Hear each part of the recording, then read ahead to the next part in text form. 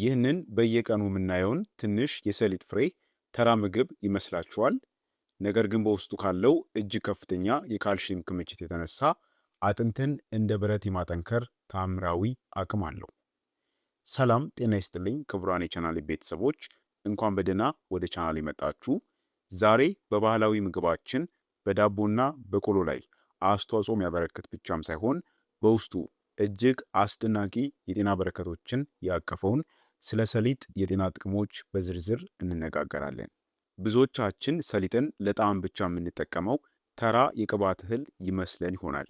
ነገር ግን ይህ ፍሬ በውስጡ ካለው ከፍተኛ የማዕድናት፣ የጤናማ ቅባቶችና የኃይለኛም አንቲ ኦክሲደንቶች ክምችት የተነሳ ለሰውነታችን እውነተኛ የወጣትነትና የጥንካሬ ምንጭ ነው።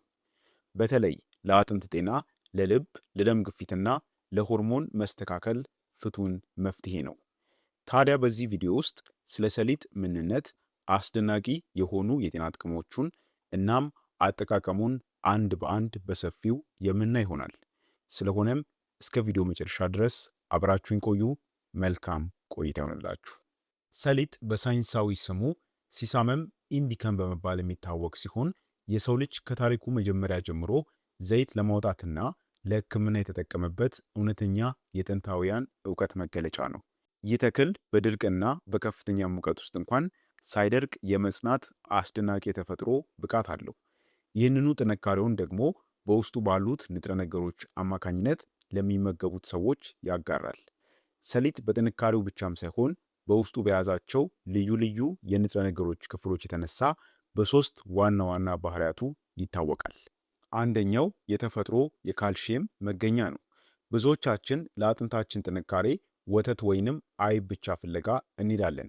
ነገር ግን ሳይንሳዊ ጥናቶች እንደሚያረጋግጡት በአንድ እጅ እፍኝ ውስጥ በግምት 30 ግራም ባልበለጠ የሰሊጥ ፍሬ ውስጥ የሚገኘው የካልሽየም መጠን ከአንድ ብርጭቆ ወተት በላይ ነው።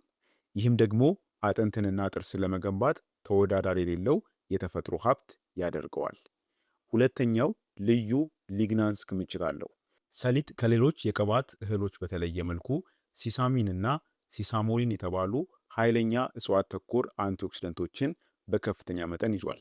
እነዚህ ውህዶችም በጉበታችን ውስጥ ያለውን የስብ ስብጥር በማስተካከል መጥፎ ኮሌስትሮል እንዳይመረት በግንባር ቀደምትነት ይከላከላሉ። ሶስተኛ ደግሞ ጤናማ ቅባቶችና አሚኖ አሲዶች አሉት። በሰሊጥ ውስጥ የሚገኘው ዘይት ጤናማ ያልሆነውን ስብ ማለትም ሳቹሬትድ ፋት የሚያጠፉና የደም ቧንቧዎችን የሚያለሰልሱ ፖሊ አንሳቹሬትድ እና ሞኖ አንሳቹሬትድ ቅባቶችን ያካተተ ነው። በተጨማሪም ለሰውነት ጡንቻ ጥንካሬና ለሴሎች እድገት ወሳኝ የሆኑ እጽዋት ተኮር ፕሮቲኖችን አጭቆ የያዘ ነው። ስለዚህ በእነዚህ ሁሉ አስገራሚ ባህሪያቱ ተለይቶ ይታወቃል ማለት ነው። እንግዲህ ይህንን ሁሉ ተፈጥሯዊ ምስጢር በውስጡ የያዘ ፍሬ በየቀኑ ብንመገበው ሰውነታችን ውስጥ ምን አይነት ተአምር ሊፈጠር እንደሚችል መገመት አያዳግትም። አሁን ቀጥታ ወደ ዋናው ክፍል እንለፍና ይህ ትንሽ ፍሬ በመላው ጤናችን ላይ የሚያመጣቸውን 10 አስደናቂ ጥቅሞችን አንድ በአንድ በዝርዝር እንመልከት። አንደኛ፣ ለአጥንትና ለጥርስ ጥንካሬ ወደር የለውም። የመጀመሪያውና ትልቁ የሰሊጥ ጥቅም ቅድም እንደገለጽ ነው ለአጥንታችን የሚሰጠው ጥንካሬ ነው። ሰሊጥ በውስጡ ካለው እጅግ ከፍተኛ የካልሽየም ማዕድን በተጨማሪ አጥንት ካልሽየምን ሰብሮ እንዲጠቀም የሚያግዙትን ማግኒዥየም፣ ማንጋኒዝ እና ዚንክ የተባሉ ማዕድናትን በአንድ ላይም አጣምሮ ይዟል። በተለይ በእድሜ መግፋት ምክንያት የሚመጣን የአጥንት መዳከም ወይንም መልፈስፈስ ለመከላከልና የጥርስን ጥንካሬ ለመጠበቅ ሰሊጥን አዘውትሮ መመገብ በተፈጥሯዊ መንገድ አጥንትን እንደ አዲስ ይገነባል። ሁለተኛ፣ የደም ግፊትን በተፈጥሯዊ መንገድ ይቀንሳል። ሁለተኛው አስደናቂ ጥቅም የደም ግፊት ላለባቸው ሰዎች ትልቅ እፎይታን የሚሰጥ ነው። ሰሊጥ በውስጡ ከፍተኛ መጠን ያለው ማግኒዥየም ይዟል። ማግኒዥየም ደግሞ የደም ቧንቧዎች ግድግዳዎች እንዲፍታቱና ደም ያለምንም ጫና በሰላም እንዲዘዋወር የሚያደርግ ወሳኝ ማዕድን ነው። በተጨማሪም በውስጡ ያሉት ሲሳሚን የተባሉ አንቲኦክሲደንቶች በደም ቧንቧዎች ውስጥ የሚፈጠረን እብጠትና ውጠት ስለሚቀንሱ የደም ግፊት ድንገት እንዳይጨምርና መደበኛ መስመር ላይ እንዲረጋጋ ያደርጋሉ። ሶስተኛ፣ መጥፎ ኮሌስትሮልንና ትራይግላይሰራይድን ያጠፋል። ሶስተኛው ጥቅሙ በቀጥታ ከልባችን ጤና ጋር የተያያዘ ነው። ሰሊጥ በውስጡ 15% የሚሆነው ስብጥር ብቻ ነው ሳቹሬትድ ፋት ወይንም መጥፎ ስብ የሆነው። ቀሪው 85% ሙሉ በሙሉ ለልብ ጤና የሚጠቅሙ የቅባት አይነቶች ናቸው።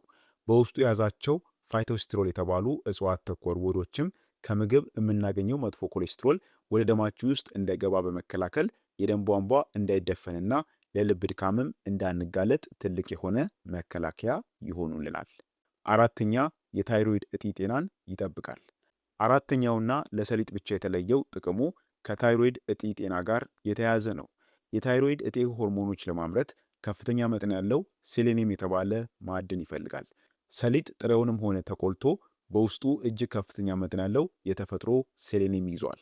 በተጨማሪም በውስጡ ያሉት አይረን፣ መዳብና ዚንክ ማዕድናት የታይሮይድ ሆርሞን ምርት የተመጣጠነ እንዲሆን ስለሚያደርጉ በተለይ የታይሮይድ ስራ መጓደል ላለባቸው ሰዎች ሰሊጥ እውነተኛ ተፈጥሯዊ ፈውስ ነው።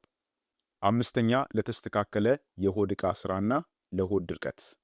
አምስተኛው ጥቅሙ ሰሊጥ በውስጡ ካለው ከፍተኛ የተፈጥሮ ዘይትና ፋይበር የተነሳ እንደ አንጀት ማለስለሻ ወይንም ላክሴቲቭ ሆኖ ማገልገሉ ነው። ብዙ ጊዜ በፋይበር እጥረት ምክንያት የሚከሰትን ስር የሰደደ የሆድ ድርቀት ሰሊጥ በውስጡ ባለው ጤናማ ቅባት አማካኝነት በትልቁ አንጀት ውስጥ ያሉ ደረቅ ምግቦች በቀላሉ እንዲንሸራተቱና እንዲወገዱ ያደርጋል። አንጀትን ሳያቆስልም በተፈጥሯዊ መንገድ የሆድ ድርቀትን ለማስወገድ ሰሊጥ ወደር የለውም። ስድስተኛ የቆዳ በሽታዎችን የመከላከልና ቁስልን የማዳን ልዩ አቅም አለው። ስድስተኛው ጥቅሙ የሰሊጥ ዘይት በውስጡ ሲሳሞል የተባለ ኃይለኛ ጸረ ብግነት ውህድ መያዙ ነው።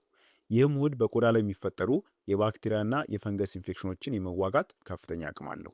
በተለምዶም ቢሆን በባህላዊ መንገድ የሰሊጥ ዘይት በተለይ ለቃጠሎ ቁስለቶች፣ ለቆዳ መድረቅ ፈጣን ማገገሚያና ማለስለሻ ሆኖ ያገለግላል። ሰሊጥ ቆዳችን ሴሎችን በፍጥነት በማደስ እንዲረዳ ከሌሎች እህሎች በተለየ መልኩ በእጅጉን ይለያል። ሰባተኛ የወንዶችን የሆርሞንና እንዲሁም ደግሞ የፍሬያማነትን አቅም ይጨምራል። ሰሊጥ በውስጡ ዚንክ የተባለው ማዕድን በከፍተኛ መጠን ይዟል። ይህ ማዕድን በወንዶች አካል ውስጥ ቴስቴስትሮን የተባለው ወሳኝ ሆርሞን በአግባቡ እንዲመረት የሚያደርግ ዋነኛው ሞተር ነው። በርካታ የሕክምና ጥናቶች እንደሚያሳዩት አዘውትረው ሰሊጥ የሚመገቡ ወንዶች የፍሬያማነት ማለትም ስፐርም ካውንት ኤንድ ኳሊቲ አቅማቸው በከፍተኛ ሁኔታ ጨምሯል። በውስጡ ያሉትም ኃይለኛ አንቲኦክሲደንቶች የወንዶችን የዘር ሴሎች ከጉዳትና ከጥቃት ስለሚከላከሉ የወንዶች መካንነትን በተፈጥሮ መንገድ ለመቅረፍ ሰሊጥ የመጀመሪያው ተመራጭ እህል ነው። ስምንተኛ የአርትራይተስና የመገጣጠሚያ ህመምን በከፍተኛ ሁኔታ ያስታግሳል። በሰሊጥ ውስጥ የሚገኘው ሴሳሚን የተባለው ልዩ ውህድ በመገጣጠሞቻችን መካከል ያለውንና አጥንትን ከአጥንት እንዳይጋጭ የሚከላከለውን ካርቲሌጅ ወይንም የጅማት ፈሳሽ እንዳይጠፋ የመጠበቅ አስደናቂ ብቃት አለው። ይህ ብቻ አይደለም። ሰሊጥ በውስጡ ኮፐር የተባለውን ማዕድን ይዟል። ኮፐር ወይንም ደግሞ መዳብ በሰውነታችን ውስጥ የጡንቻና የመገጣጠሚያ እብጠቶችን በመቀነስ ረገድ እጅግ ኃይለኛ የተፈጥሮ ማስታገሻ ነው። የሰሊጥን ፍሬ መመገብም ሆነ የሰሊጥን ዘይት በህመሙ ቦታ ላይ ቀስ እያሉ ማሸት ህመሙንና እብጠቱን በአጭር ጊዜ ውስጥ ሙሉ በሙሉ ያቀለዋል። ዘጠነኛ የሰውነት የአይረን ማዕድን የመምጠጥ አቅምን ያሳድጋል።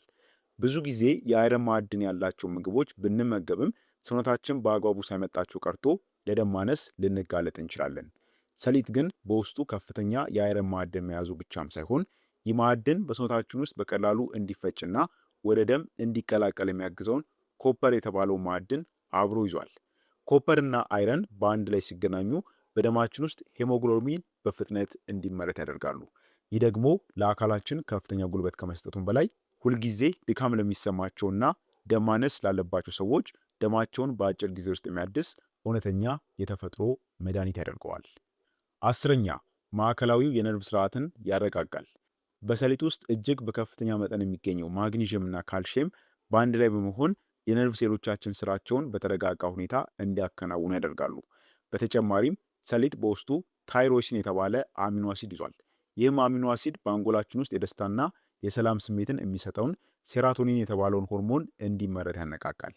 ለዚህም ነው ማታ ማታ ሰሊጥን መመገብ የጭንቀትና የውጥረት ስሜትን አጥፍቶ ሰላማዊና ጥልቅ እንቅልፍ እንድንተኛ የሚያደርገው። ስለዚህም እንግዲህ ሰሊጥ እነዚህን 10 አስደናቂ የጤና ጥቅሞችን ይሰጠናል ማለት ነው።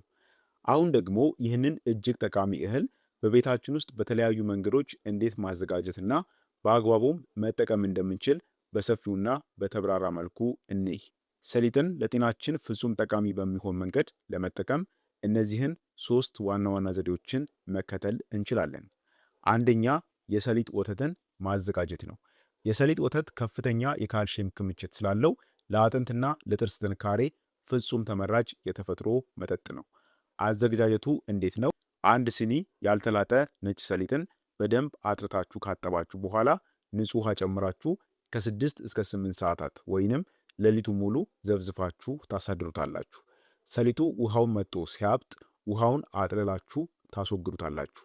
በመቀጠል ባበጠው ሰሊጥ ላይ 3 ወይንም 4 ሲኒ ንጹህ ውሃ በመጨመር በብሌንደር ወይንም በመፍጫ ፈጭታችሁ ሙሉ በሙሉ እንዲላም ታደርጉታላችሁ። ከዚያም የተፈጨውን ፈሳሽ በነጭ ስስ ጨርቅ ወይም ደግሞ በማጣሪያ ላይ በማድረግ ፈሳሹን ብቻ ለይታችሁ ታጠሉታላችሁ። የወጣውንም ነጭ የሰሊጥ ወተት ምንም አይነት ግብዓት ሳይጨመርበት ወይንም ጥቂት ማር በማከል በቀን 1 ብርጭቆ መጠጣት ይቻላል። የወተት መፍላት አያስፈልገውም። ጥሬው መጠጣቱ ንጥረ ነገሩ እንዳይጠፋ ያደርጋል። የተረፈውንም ማቀዝቀዣ ውስጥ አስቀምጣችሁ እስከ 3 ቀን መጠቀም ትችላላችሁ። ሁለተኛው ደግሞ የሰሊጥ ዱቄትን መጠቀም ነው። ይህ ዘዴ ሰሊጥን በምግባችን ውስጥ በቀላሉ ለማካተትና ለረጅም ጊዜ ጠብቆ ለማቆየት ይረዳናል። አዘገጃጀቱ እንዴት ነው? ሰሊጡን በመጀመሪያ መካከለኛ እሳት ላይ ቀስ እያላችሁ ወርቃማ መልክ እስኪይዝና ደስ የሚልም መዓዛ እስኪያወጣ ድረስ ለጥቂት ደቂቃዎች ብቻ ታምሱታላችሁ። በጣም እንዳያር ጥንቃቄ ማድረግ አለባችሁ። ከተቃጠለ ይመራል። ከዚያም ደግሞ የተቆላውን ሰሊጥ በቤት ውስጥ መፍጫ በመጠቀም በደንብ አለስልሳችሁ መፍጨት ነው። ስለዚህ ዱቄቱን አዘጋጃችሁ ማለት ነው። ከዛ አጠቃቀሙ ነው። ይህንን ዱቄት ልክ እንደ ሰሊጥ ቅቤ እስኪሆን ድረስ ጥቂት የወይራ ዘይት ጠብ እያደረጋችሁ በመፍጨት ማዘጋጀት ትችላላችሁ። ይህንን ውህድ ጠዋት ጠዋት በዳቦ ላይ እየቀባችሁ መመገብ ወይንም ከተለያዩ ምግቦች ጋር ቀላቅሎ መውሰድ ከፍተኛ ጉልበትና አልሚ ምግብ ይሰጣችኋል። ሶስተኛው መንገድ ደግሞ ሙሉ የሰሊጥ ፍሬን እንደ መክሰስ መጠቀም ወይንም መመገብ ነው። ይህ ማለት ሰሊጡን ቀለል አድርጋችሁ በመቁላት በንጹህ ዕቃ ታዘጋጃላችሁ ወይም ደግሞ ታስቀምጡታላችሁ። ከዛም በቀን ውስጥ በስራ መካከል ወይንም ከምግብ በኋላ 1 ወይንም 2 የሾርባ ማንኪያ የተቆላ ሰሊጥን በደንብ አኝኮ መብላት ነው። በደንብ ማኘክ በውስጡ ያሉት ዘይቶችና ማዕድናት በሰውነታችን በቀላሉ እንዲመጠጡ ይረዳል። ልክ እንደ ቆሎ መመገብ ማለት ነው። ስለዚህ ሰሊጥን በእነዚህ 3 መንገዶች ለጤናችሁ መጠቀም ትችላላችሁ ማለት ነው። በአጠቃላይ ይቺ ያየናት ትንሽ የሰሊጥ ፍሬ ተፈጥሮ ለሰው ልጅ ጤና ከቸረቻቸው እጅግ ድንቅ ስጦታዎች አንዱ ናት። ለአጥንቶቻችን ጥንካሬ፣ ለልባችን ጤንነት፣ ለሆርሞኖቻችን መመጣጠን እናም ለአእምሯችን መረጋጋት ሰሊጥን በዕለታዊ ምግባችን ውስጥ ማካተት ተወዳዳሪ የሌለው ውሳኔ ነው። ዋናው ነገር ግን ቅድም እንደገለጽ ነው በውስጡ ያለው ሙሉ ንጥረ ነገር ለሰውነታችን እንዲጠቅም ወይ በደንብ አኝኮ መብላት ወይም ደግሞ ፈጭቶ መጠቀምን መርሳት የለብንም። ስለሆነም ለዛሬ ያዘጋጀሁላችሁ የጤና መረጃ ይህን ይመስል ነበር። ቪዲዮ ጠቃሚ ሆኖ ካገኛችሁት ላይክ እንዲሁም ደግሞ ሼር ማድረጋችሁን አትርሱ። በቀጣይ ደግሞ በሌላ አስተማሪ በሆነ የጤና ቪዲዮ የምንገናኝ ይሆናል። እስከዛው በጤና ቆዩልኝ። ቸር ሰንብቱ።